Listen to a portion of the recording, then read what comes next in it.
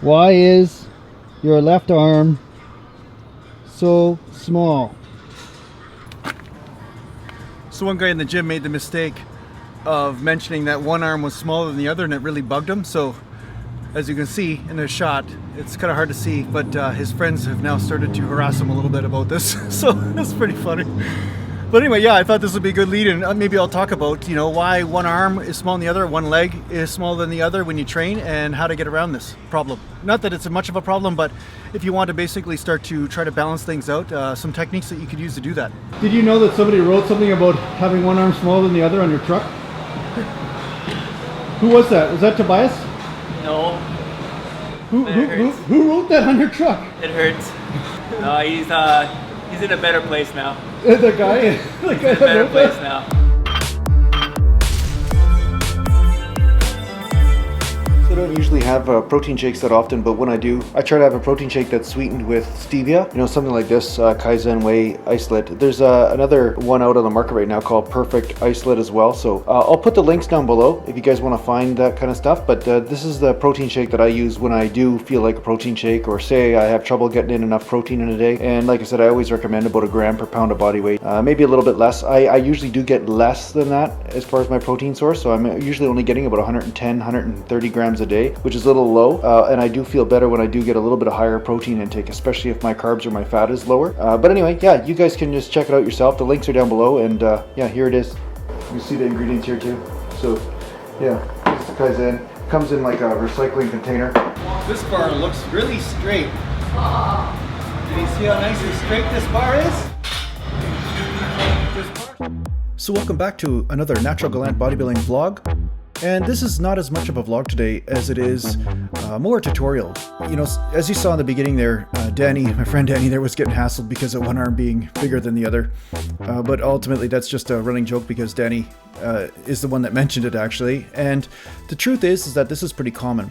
Most of us have one side that's dominant and the other side that's more passive or not as strong. Perhaps it might be smaller, weaker, less coordinated.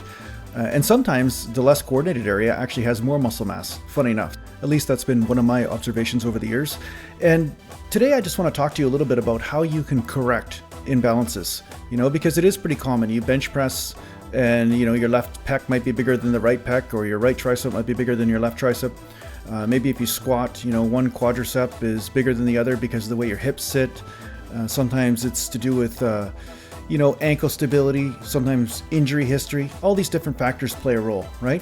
So you want to try to correct the stuff as much as you can, but I'm not really sure if it ever will be perfect. It hasn't been that way in my training anyway, I've noticed that. But one thing I did do years and years and years ago was that I noticed that when I was squatting, I wasn't getting as much glute development as I wanted at that time. I was also not really connecting to my left side as much as my right side, and a back injury early on in my weight training career, also played a factor in this. So what I wanted to do was really establish that mind-muscle connection again.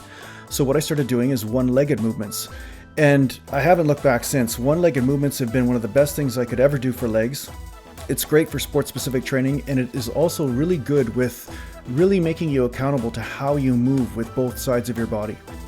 In some of my videos, I've also done this with arm training. You'll see that I not only do maybe alternate curls, sometimes I do 2 arms at the same time, I'm curling both arms, and once in a while I'll do 1 arm at a time, and I'll also do this with triceps. I've noticed that my left tricep is lagged behind my right tricep in some cases, and by training 1 arm at a time, I'm able to reestablish that mind-muscle connection and make sure each side hits positive failure.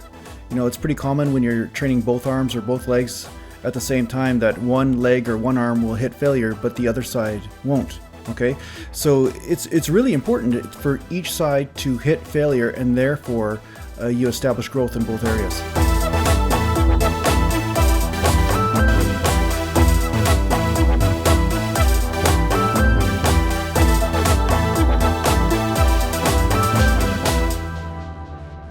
if you have a weaker side, I'd recommend starting with that weaker side. With upper body training, it doesn't really matter as much because your cardio capacity and your energy levels don't come into it as much. It's not as much of a limiting factor. But when I'm training legs, and say I hit failure with my left leg and I'm training my left leg first, my right leg, I find I don't have as much energy to really push it deep into failure, okay? So you wanna make sure you start with your weaker side. And funny enough, over time, you will start to notice that your weaker side starts to become your stronger side, and then you'll have to start with the other leg, you know? So this is the way you can kind of start working on those imbalances and making sure that you are evening out your body so that way it's growing symmetrically, I guess you could say. You know, not much sense in running around with a 35-inch thigh on one side and a 12-inch thigh on the other. You know, that would be an extreme problem, I think.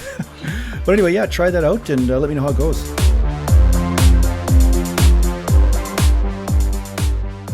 So thanks a lot for watching, and share my stuff if you like it, and make sure you subscribe if you can, and take care for now.